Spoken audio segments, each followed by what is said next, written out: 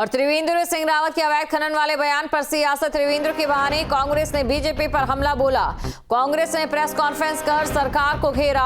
पूर्व सीएम ने प्रदेश में अवैध खनन का मुद्दा उठाया तो कांग्रेस अवैध खनन पर सरकार को घेरती है। हमारे सवालों पर त्रिवेंद्र रावत ने मुहर लगाई है।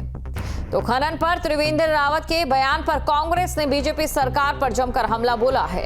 कांग्रेस के प्रदेश संगठन उपाध्यक्ष सूर्यकांत धस्माना ने कहा कि उत्तराखंड के पूर्व मुख्यमंत्री ने राज्यों में अवैध खनन का मुद्दा उठाया है। कांग्रेस लगातार अवैध खनन को लेकर सरकार से सवाल करती है और हमारे सवालों पर त्रिवेंद्र रावत ने मुहर लगाई है। ये लोकसभा में इस प्रदेश के पूर्व मुख्यमंत्री जो हरिद्वार के माननीय सांसद हैं श्री त्रिवेंद्र सिंह रावत जी, उन्होंने लगातार दूसरी बार अपनी ही पार्टी की सरकार को कटघरे में खड़ा करके ये आरोप खुलेआम लगाया है कि उत्तराखंड में अवैध खनन हो रहा है। उन्होंने ये आरोप लगाया है कि राज्य में सरकार के संरक्षण में अवैध खनन हो रहा है। अपनी सरकार के बारे में उन्होंने दूसरी बार लगातार कहा है कि अवैध खनन करने वाले लोगों की हत्या कर रहे हैं। अवैध जो डंपर चल रहे हैं, ट्रैक्टर ट्रॉली चल रही हैं, वो लोगों को कुचलने का काम कर रही हैं। ये हम नहीं कह रहे हैं, प्रदेश के पूर्व मुख्यमंत्री जो भाजपा के माननीय सांसद हैं वो कह रहे हैं। कांग्रेस के सारे आरोपों पर उन्होंने मोहर लगाई है। कांग्रेस इस बात को कहती आई है कि राज्य में खनन माफिया पूरी तरह से सरकार के संरक्षण में राज्य में तबाही मचाए हुए है। और लोकसभा में हरिद्वार सांसद त्रिवेंद्र सिंह रावत ने उत्तराखंड में अवैध खनन का मुद्दा उठाया है, जिसके बाद सियासत तेज हो गई है। त्रिवेंद्र रावत ने कहा कि उत्तराखंड के 4 मैदानी जिलों में अंधाधुंध अवैध खनन हो रहा है और सड़कों पर दौड़ते डंपर लोगों की जान ले रहे हैं। त्रिवेंद्र सिंह रावत के लोकसभा में दिए बयान के काउंटर में सचिव खनन ब्रिजेश कुमार संत का स्टेटमेंट जारी किया गया। सचिव ने अपने स्टेटमेंट में त्रिवेंद्र सिंह रावत का नाम तो नहीं लिया, लेकिन उनके द्वारा उठाए गए मुद्दे के एक पॉइंट का जवाब जरूर दिया। उत्तराखंड के देहरादून, हरिद्वार, नैनीताल और उधम सिंह नगर जिलों में रात के समय अवैध रूप से संचालित खनन ट्रकों से संबंधित है। यह मुद्दा न केवल कानून और पर्यावरण सुरक्षा के लिए खतरा बनता जा रहा है, बल्कि आम जनता की सुरक्षा को भी गंभीर रूप से प्रभावित कर रहा है। यह देखा गया है कि राज्य सरकार और प्रशासन के स्पष्ट निर्देशों के बावजूद खनन माफिया द्वारा रात के समय ट्रकों का अवैध संचालन धड़ल्ले से किया जा रहा है। इन ट्रकों में भारी मात्रा में ओवरलोडिंग की जाती है और बिना किसी वैध अनुमति के खनिजों का परिवहन किया जाता है। इन अवैध गतिविधियों के कारण राज्य में सड़कों, पुलों और अन्य बुनियादी ढांचे को भारी क्षति हो रही है, जिससे आम नागरिकों के लिए आवागमन कठिन हो गया है। सबसे अधिक चिंताजनक बात यह है कि इन ट्रकों के लापरवाह और तेज गति से संचालन के कारण सड़क दुर्घटनाओं में लगातार वृद्धि हो रही है। कई निर्दोष लोगों की जान जा चुकी है और कई घायल हुए हैं। ट्रक चालकों के द्वारा ट्रैफिक नियमों की अनदेखी, नशे की हालत में वाहन चलाना और स्थानीय प्रशासन से मिलीभगत के चलते स्थिति और भी भयावह होती जा रही है। यह आवश्यक है कि सरकार तत्काल इस गंभीर समस्या की ओर ध्यान दे और प्रभावी कार्रवाई सुनिश्चित करे। मैं केंद्र सरकार और उत्तराखंड राज्य प्रशासन से आग्रह करता हूं कि अवैध खनन गतिविधियों को रोकने के लिए एक विशेष टास्क फोर्स गठन किया जाए। रात के समय ट्रकों के संचालन पर पूरी तरह से प्रतिबंध लगाया जाए।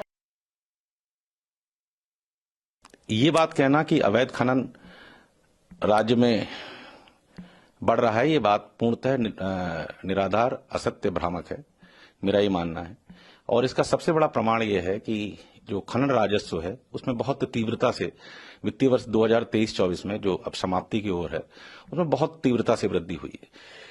वो आज तक, जब तक इस उत्तराखंड प्रदेश का गठन हुआ है, इस राज्य के गठन 2002 के उपरांत 2025 तक, अब हम 2025 में आ गए हैं, इतना राजस्व कभी भी राजस्व खनन से प्राप्त नहीं हुआ है।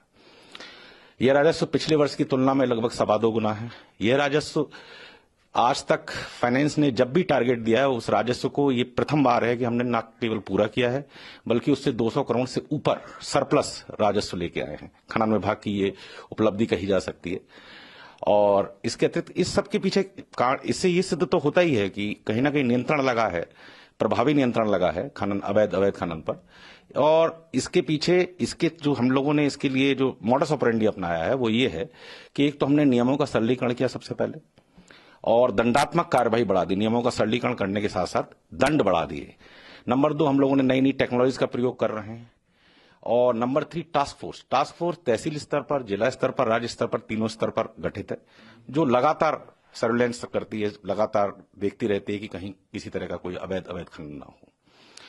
और जहां तक ये प्रश्न है कि रात्रि में खनन से भरे हुए ट्रक चलते हैं या इस तरह की बातें भी आती हैं, तो उसके लिए मेरा ये कहना है कि स्टोन क्रशर जो स्टील प्लांट होता है, वहां से तैयार माल जब निकलता है वो हमेशा वैध प्रपत्र के साथ निकलता है। और ट्रक रात में इसलिए ज्यादा चलते हैं क्योंकि भारी वाहनों की दिन में अनुमति नहीं है शहर।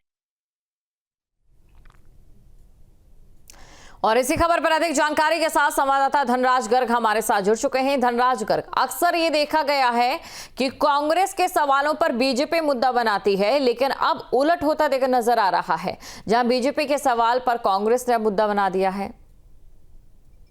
जी बिल्कुल, देखिए कहीं ना कहीं त्रिवेंद्र सिंह रावत के जो बयान संसद में दिया गया है उसके बाद कहीं ना कहीं उत्तराखंड की जो राजनीति है उसमें हलचल देखने को मिल रही है, क्योंकि आप देखिएगा कि अवैध खनन को लेकर त्रिवेंद्र सिंह रावत ने संसद में सवाल खड़े किए हैं और उन्होंने साफ तौर पर कहा है कि उत्तराखंड के 4 जिले ऐसे हैं कि जहाँ पर अंधाधुंध अवैध खनन किया जा रहा है, यानी कि रात के समय भी खनन लगातार जारी है। और इसको लेकर कहीं ना कहीं सरकार पर भी सवाल खड़े किए गए हैं। तो वहीं इसको देखते हुए कहीं ना कहीं अब जो विपक्ष है वो भी कहीं ना कहीं इसको भुनाने की कोशिश कर रहा है, क्योंकि विपक्ष की तरफ से भी एक प्रेस कॉन्फ्रेंस की गई है और साफ तौर पर कहा गया है कि जिस तरीके से विपक्ष लगातार सरकार पर आरोप लगाता रहा है और कहता रहा है कि उत्तराखंड के अंदर अवैध खनन किया जा रहा है, उस पर कहीं ना कहीं त्रिवेंद्र सिंह रावत ने अपनी बोल दी।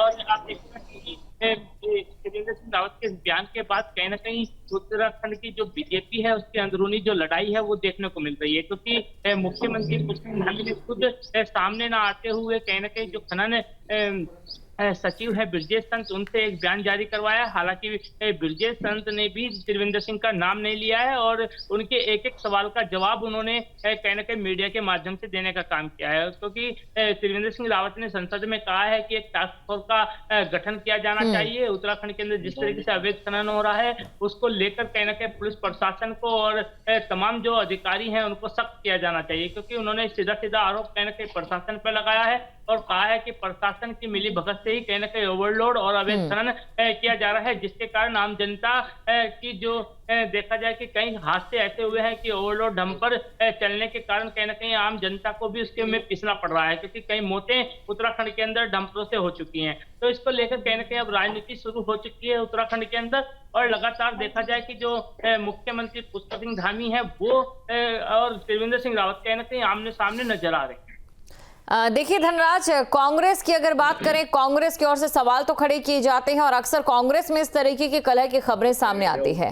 कांग्रेस किस तरीके से देख रही है हम सब ने देखा, जनता किस तरीके से देखेगी ये वक्त बताएगा, लेकिन सवाल ये खड़ा होता है कि आला कमान इस पूरे मसले पर क्या करता है, क्योंकि आला कमान संगठन को मजबूत रखने के लिए सबसे ज्यादा कदम उठाता है और सबसे ज्यादा गंभीर भी रहता है।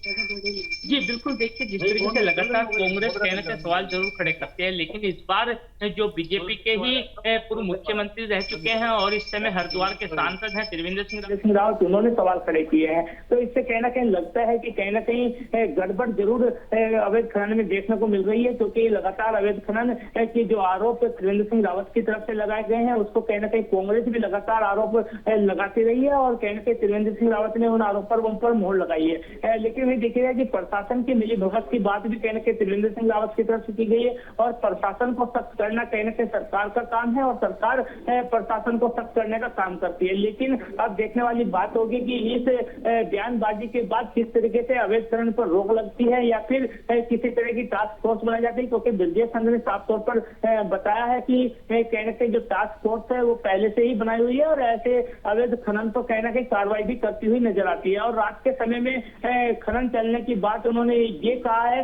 कि दिन में कहीं ना कहीं इन्वेंट्री गाड़ियों की रहती है, इसे भारी वाहनों की, इसलिए दिन में खनन नहीं हो सकता है, इसलिए रात को ही वो खनन की जो गाड़ियां हैं डंपर हैं वो रात के समय में चलते हैं। शुक्रिया तमाम जानकारी को दर्शकों तक पहुंचाने के लिए धनराज। तो देखिए अब अवैध खनन को लेकर जो चिंगारी यहां से उठी है, ये चिंगारी क्या किसी आग में तब्दील होती है या फिर इस चिंगारी की आग बनने से पहले इसे ठंडे बस्ते में डाल दिया जाता है, ये देखने वाली बात रहेगी।